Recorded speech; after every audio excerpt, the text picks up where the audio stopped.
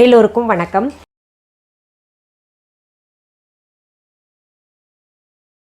இன்னைக்கு இந்த பதிவில் நம்ம பார்க்க போகிறது ரொம்ப எளிமையான செய்தி. இப்போ நான் சொன்னேன்னு நீங்களாம் நினைப்பீங்க, இது எங்களுக்கு தெரியாதா அப்படின்னு. என்னென்னா, இந்த முருங்கைக்கீரையை எப்படி சுலபமாக ஆயணும், அது அரியணுமா இல்லை அப்படியே நம்ம சமைக்கலாமா, இன்னொன்று கழுவுறது எப்படின்னு. இப்போது கழுவும் போது பார்த்திங்கன்னா அது தண்ணியே படாது. இந்த தாமரை இலையில் எப்படி தண்ணி படாதோ அந்த மாதிரி முருங்கை இலையில் தண்ணியே படாது. எப்படி சுத்தப்படுத்துறது?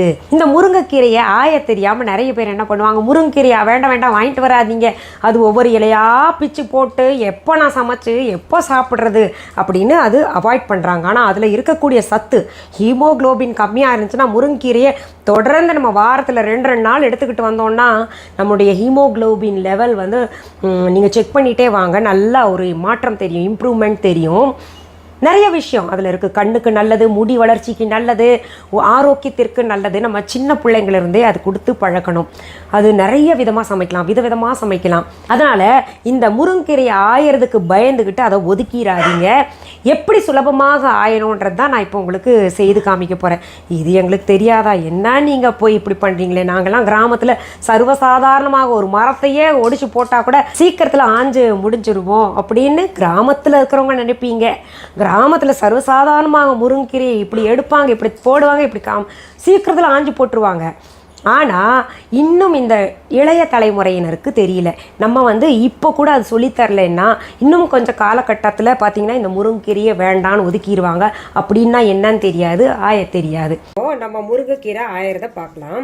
நீங்கள் நினைப்பீங்க, என்ன இது முருங்கைக்கீரையெல்லாம் ஆயிரதுக்கு ஒரு தனியாக வீடியோ போடுறாங்களே இவங்க அப்படின்னு. உண்மையிலேயே நிறைய பேருக்கு தெரியாதுங்க. எல்லாரும் என்ன தெரியுமா பண்ணுவாங்க, இந்த இலையிலேருந்து இப்படி ஒவ்வொன்றா எடுப்பாங்க. அப்படி இல்லைன்னா என்ன பண்ணுவாங்கன்னா, இப்படி குச்சியோடு இப்படி எடுத்து இப்படி குச்சிகளோடையே போடுவாங்க. நீளமான குச்சியெல்லாம் வரும், இப்படி போட்டால் கூட பரவாயில்ல. அப்படியே எடுத்துட்டு இப்படி எடுத்து உருவிட்டு இப்படியே போடுவாங்க. அப்படி போடுறதும் தவறு. அதனால் என்ன பண்ணணுன்னா, நம்ம எடுத்துருக்கோன்னா இப்படி, அதாவது நேராக ஒரு முறை ஆயிரதும் அப்புறம் திருப்பி ரிவர்ஸில் ஆயிரதும் அப்படி தான் ஆயணும். நான் ஆரம்ப காலகட்டத்தில் கல்யாணம் ஆன புதுசில் நான் கூட இந்த தவறை செஞ்சேன். இந்த முருங்கைக்கீரை ஆயறதுக்கு ரொம்ப சிரமப்பட்டேன். அப்புறம் என் வீட்டுக்காரு, அப்புறம் எங்கள் வீட்டில் ஒரு அம்மா இருந்தாங்க, அவங்க சொன்னாங்க இப்படியெல்லாம் ஆயக்கூடாதுமா, இப்படி தான் ஆயணும்னு சொல்லி கொடுத்தாங்க. பாருங்கள், இப்படி எடுத்துட்டு இதில் இது காம்பு இருந்துச்சுன்னா இப்படி ரிவர்ஸில் நம்ம எடுக்கணும். இப்படி இன்னொரு முறை செய்து காமிக்கிறேன் பாருங்கள். இப்படி எடுத்துக்கிட்டு இந்த ஈர்க்கிலிருந்து இப்படி எடுங்க. இது நான் சரியாக எடுத்தனால உங்களுக்கு சரியாக வந்துருச்சு, கீரையும் நல்லா இருக்குது அதனால் வந்துருச்சு. அப்படி இல்லைன்னா இந்த பாருங்க, காம்பு இவ்வளோ நீளம் கூட நம்ம போட வேண்டாம். இப்படி இருக்குன்னா இப்படி எடுத்துக்கிட்டு இப்படி ரிவர்ஸில் போங்க. இதில் என்ன பண்ணணும், நம்ம பழுத்த கீரைகள் இருந்தால் போட்டுருவே கூடாது. ஒரு பழுத்த கீரை இருந்தால் கூட குழந்தைங்க சாப்பிட்டாங்கன்னா அது பேதியில் கொண்டு போய் விட்டுரும். உங்களுக்கு காரணமே தெரியாமல் முருங்கீரை சாப்பிட்னாலும் இப்படி ஆயிடுச்சு, இனிமேல் முருங்கீரை கொடுக்கக்கூடாது அப்படின்னு நினச்சிட்டு தவிர்த்துருவீங்க. இதில் எவ்வளோ கால்சியம், அப்புறம் அந்த அயன் சத்தெல்லாம் இருக்குது. நமக்கு இம்யூனிட்டி பூஸ்ட் பண்ணுறதுக்காக இந்த முருங்கீரை சூப்பு, முருங்கீரை குழம்பெல்லாம் சாப்பிட்டுக்கிட்டு வந்தோன்னு வைங்களேன், ரொம்ப ரொம்ப நல்லது. நிறைய பேர் கேட்டுட்டு இருக்கீங்க, நமக்கு இம்யூன் பூஸ்ட் பண்ணணும்னா என்ன பண்ணணும் அப்படின்னு. இது போன்ற கீரைகள் நம்ம சாப்பிட்டுக்கிட்டே வந்தோம்னா ரத்த சோகையெல்லாம் இருந்தால் அது போயிடும். உங்களுக்கு ரத்த சோகைக்காக, நமக்கு ரத்த உடம்புல கம்மியாக இருக்குது, ஹீமோக்ளோபின் ப்ராப்ளம் இருக்குது அப்படின்னு நினைக்கிறவங்க எல்லாம் இந்த முருங்கீரையை வாரத்திற்கு 2 நாளாவது சேர்த்துக்கணும். இப்படி இலைகளாக எடுங்க. இது பை ப்ராக்டிஸ் என்ன ஆகும்னா, நீங்கள் ஒவ்வொரு ஈர்க்கா இல்லாமல் நிறைய கொத்தோடு எடுத்துகிட்டு கூட செய்யலாம். அதில் இந்த இலை நசுங்காமல் பார்த்துக்கணும் நம்ம.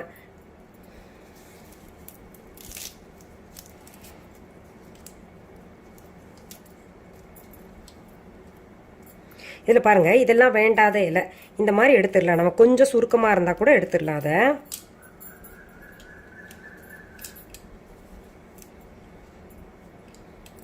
இந்த முருங்கீரையிலிருந்து எடுக்கப்படுகின்ற எண்ணெய், அப்புறம் எடுக்கப்படுகின்ற தேன் எல்லாம் அவ்வளோ சிறப்பு, ரொம்ப நல்லது உடம்புக்கு. இதெல்லாம் பார்த்தீங்கன்னா ஆர்கானிக். இந்த மாதிரி ஆர்கானிக் தேடி நம்ம சாப்பிட்டோம்னா இன்னைக்கு நம்ம இக்கட்டான ஒரு சூழ்நிலையை சந்திக்கக்கூடிய ஒரு இது இல்லாமல் இருந்திருக்கும். ஏன்னா அதுலலாம் இம்யூனிட்டி நிறையா இருக்குது. இப்போ இதில் பாருங்கள், லேசாக பழுப்பான இலை இருக்குது.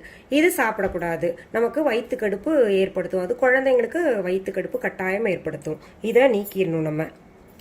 இப்போ இந்த முருங்கை இலையில் தயாரிக்கப்பட்ட எண்ணெய், மொரிங்கா எண்ணெய் அப்படின்னு சொல்லிட்டு நம்ம viha.online இருக்குது. அது ரொம்பவே நல்லது, நம்ம பயன்படுத்தி இன்டேக். அது பார்த்திங்கன்னா 1 சொட்டு 2 சொட்டு தினமுமே எடுத்துக்கிட்டோம்னா ரொம்ப நல்லது. கால்சியம் டிஃபிஷியன்சி, அப்புறம் வந்து அயன் டிஃபிஷியன்சி இருந்தால் கூட சரியாகும்.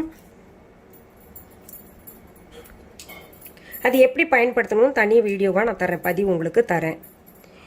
சரி, இப்போது இது ஆஞ்சிருக்கோம் இல்லையா, நான் இதை வச்சு சூப் செய்ய போகிறேன். இது சூப் எப்படி செய்கிறதுன்னு சொல்லிட்டு இதற்கு அடுத்த பதிவில் வரும் உங்களுக்கு, அது நீங்கள் பார்க்கலாம். அதோட லிங்க் கூட கொடுக்குறேன். இப்போது இந்த முருங்கீரையை நிறைய பேர் என்ன பண்ணுறாங்க, சரி நம்ம ஆஞ்சிட்டோம், இப்போ இது எப்படி வெட்டுறது அப்படின்ற மாதிரி நினைப்பாங்க. கத்தி எடுத்துட்டு அதெல்லாம் வெட்டிக்கிட்டு இருக்கணும்னு அவசியம் இல்லை. நீங்கள் பொரியல் செய்கிறதா இருந்தாலும் சரி, சூப் செய்கிறதா இருந்தாலும் சரி, இந்த முருங்கீரையை வந்து எப்படி பயன்படுத்தணும்னா வெட்ட வேண்டாம். இப்படி எடுத்துட்டு இப்படி திருகி இங்கே பாருங்க, இப்படி செஞ்சால் போதும். இதுலேயே பொரியல் செஞ்சுக்கலாம். ரொம்ப நைஸாலாம் வெட்டணும்னு அவசியம் இல்லை. இப்படி நம்ம கிள்ளணும், அவ்வளோதான். நம்ம இது ஆஞ்ச பின்னாடி என்ன பண்ணும், நேரடியாக இந்த கிள்றதுக்கு போயிடாதீங்க. இதை வந்து நான் உங்களுக்கு கிள்ளி காமிக்கணும்னு இப்போ காமிச்சேன். இதை வந்து ஒரு 2-3 தண்ணியில் நல்லா அலசிக்கணும். நம்ம அலசும் போது என்ன ஆகும்னா இந்த தண்ணியே படாது, தொடாத மாதிரி தான் இருக்கும். ஏன்னா இந்த தாமரை இலையில வந்து தண்ணி படாமல் எப்படி இருக்குமோ அது போல தான் இருக்கும். நான் இப்போ உங்களுக்கு தண்ணியில் எப்படி முருங்கைக்கீரையை அலசணும்னு கூட அலசி காமிக்கிறேன். இப்படி ஒரு பாத்திரத்தில் தண்ணி எடுத்துக்கோங்க. இந்த முருங்கைக்கீரையை அதில் போட்டுருங்க. இது கூட நீங்க அலசி காமிக்கணுமா அப்படின்னு கேட்பீங்க. ஒரு சிலர் கேட்பீங்க கட்டாயம். ஒரு சிலர் இப்போ யங்கர் ஜென்ரேஷன் இருக்கிறாங்க இல்லையா, அவங்களுக்கு எல்லாம் இது வந்து புதுவிதமாக இருக்கும். இந்த முருங்கைக்கீரை ஆயிறது எப்படி, இது கையால கிள்ளணும், அப்புறம் வந்து அலசுறது. இது நிறைய பேர் செய்யக்கூடிய தவறு என்னன்னா, இது இப்படி தண்ணியிலேயே காமிச்சிட்டு அப்படியே அலசுவாங்க. இந்த மாதிரி ஒரு பாத்திரத்துல எடுத்துட்டு காய்கறியை போட்டுருவாங்க, அப்படியே தண்ணியில போட்டு இப்படி இப்படி கழுவுவாங்க. அப்படியே கழுவ வேண்டாம். இன்னும் ஒரு சிலர் என்ன பண்ணுவாங்கன்னா, இப்படியே கழுவிட்டு இந்த தண்ணிய இந்த காய்கறியெல்லாம் போட்டு இல்லை கீரை போட்டு தண்ணியில் அலசிப்பாங்க. அலசிட்டு இப்படி வடிகட்டுவாங்க, இப்படி கையால் வடிகட்டுவாங்க. அது கூட செய்யக்கூடாது. ஏன்னா அப்படி கையால் வடிகட்டினோன்னா அந்த காய்கறியோட அந்த டஸ்ட் இருக்கும் இல்லையா, உள்ளர குப்பையெல்லாம் இருக்கும் இல்லையா, அது கூட தங்கிரும். அதனால நம்ம இப்படி தனித்தனியாக தான் எடுக்கணும். எந்த காய்கறியை நம்ம கழுவினா கூட இப்படி தான் எடுக்கணும். வெண்டைக்காயோ கத்திரிக்காயோ இல்லை முருங்கைக்காய் கோவக்காய் எதுவாக இருந்தாலும் இப்படி கழுவி நம்ம எடுக்கணும். பாருங்க இதுல எவ்வளோ டஸ்ட் தங்கி இருக்கு பாருங்க. நிறமே மாறிடுச்சு பாருங்க. அந்த தண்ணியோட நிறமே வந்து ஒரு மாதிரி பழுப்பா மாறி இருக்கு, டஸ்டியா இருக்கு பாக்கறதுக்கு. இது இப்போ நம்ம அப்படியே கையால வடிகட்டணும்னு வைங்களேன், என்ன ஆயிரும், இந்த குப்பையெல்லாம் வந்து அதுலயே தங்கி அந்த கீரையோடயே இருக்கும். அப்புறம் என்ன ஆகுது, நம்ம சாப்பிடும்போது என்ன நரன்னு வருது அப்படின்னு வீட்டுக்காரர் சொல்லும் போது, நான் 10 தடவை கழுவுனேன், அது வந்தா அதுக்கு நான் காரணமா அப்படின்னு சொல்லிட்டு நம்ம தெரியாம ஆர்கியூ கூட பண்ணுவோம். அதனால இங்க பாருங்க, இந்த தண்ணியை இப்போ ஊத்திட்டு மறுபடியும் இன்னொரு தண்ணியை நம்ம எடுத்துக்கலாம். இப்போ நான் மீண்டும் ஒரு முறை தண்ணி எடுத்துக்கிட்டு அதுல போட்டு அலசுறேன். இந்த மாதிரி குறைந்தது ஒரு 3 தண்ணியிலையா அலசிக்கோங்க. நமக்கு தண்ணி கூட வேஸ்ட் பண்ணக்கூடாது. எவ்வளோ தேவையோ அவ்வளோ மட்டும் தண்ணி எடுங்க. இந்த தண்ணி வந்து இப்போ நிறைய தேவைப்படுது, அது ஒன்று. இன்னொன்று, தண்ணி அதிகமாக செலவு பண்ணோன்னா வீட்டுக்கு ஆகாது. வீட்டில் பெரியவங்க அந்த காலத்தில் சொல்லி வளர்த்தாங்க.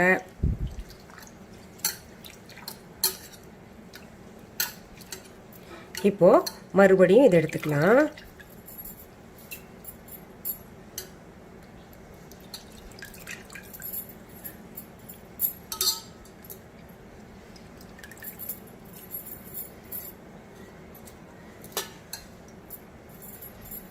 இங்கே பாருங்க, 2வது முறை நம்ம கழுவும் போதும் அதனுடைய நிறம் வந்து பழுப்பாக தான் இருக்கு இல்லையா. இன்னும் ஒரு முறை நீங்கள் இதே போல் அலசிக்கோங்க. இப்படி காய்கறி கழுவின தண்ணி எல்லாம் என்ன பண்ணுங்க, வேஸ்ட் பண்ணாதீங்க. ஒரு பக்கெட்ல வந்து சேமிச்சுக்கிட்டே வாங்க.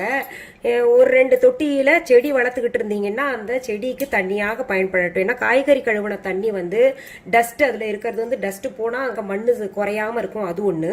இன்னொன்னு, அந்த காய்கறி கழுவின சத்தான தண்ணியை எப்பவுமே வேஸ்ட் பண்ணாம நம்ம செடி கூத்தணும்னா அதனுடைய வளர்ச்சி நல்லா இருக்கும். அதுக்காக சொன்னேன். சரி, இப்போ முருங்கீரையை ஆயறது எப்படின்னு சொல்லி கொடுத்துட்டேன் இல்லையா.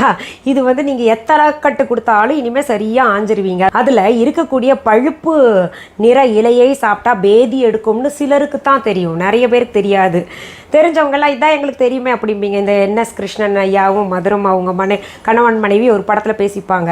இதான் எனக்கு தெரியுமே, அவர் சொல்லுவார் இதான் எனக்கு தெரியுமே, இதான் எனக்கு தெரியுமேன்ற மாதிரி கடைசியில் அடுப்பு பற்ற வைக்காமல் இருப்பாங்கல்ல, அது போல் சில விஷயங்களை நம்ம கோட்டை விட்டுருவோம். அதுக்காக தான் நான் உங்களுக்கு இந்த எளிய செய்தியை கூட சொல்லித்தர்றேன்.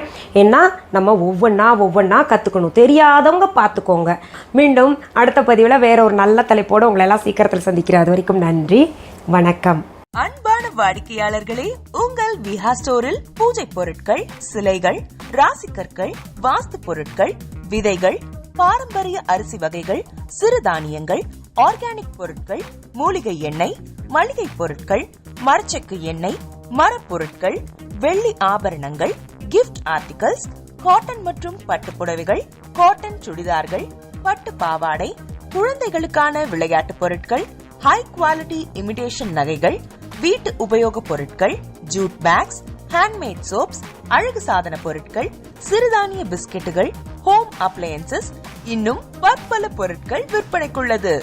விஹா ப்ராடக்ட்களை நீங்கள் வாங்க விரும்பினால் அது எங்களுடைய viha.online வெப்சைட் மற்றும் சென்னை ராஜா அண்ணாமலைபுரத்தில் உள்ள எங்கள் விஹா ஸ்டோரில் மட்டுமே கிடைக்கும் என்பதை தெரிவித்துக் கொள்கிறோம். வேறு எந்த ஆன்லைன் வெப்சைட்களிலும் விஹா ப்ராடக்ட்கள் விற்பனைக்கு கிடையாது என்பதை நீங்கள் கவனத்தில் கொள்ள வேண்டும். எங்கள் விஹா ஸ்டோரின் விலாசத்தை கண்டறிய கூகுள் மேப்ஸில் விஹா ஸ்டோர் என்று டைப் செய்தால் வழியை கண்டறியலாம். www.viha.online வெப்சைட்டிலும் விஹா ஸ்டோரின் அட்ரஸ் உள்ளது.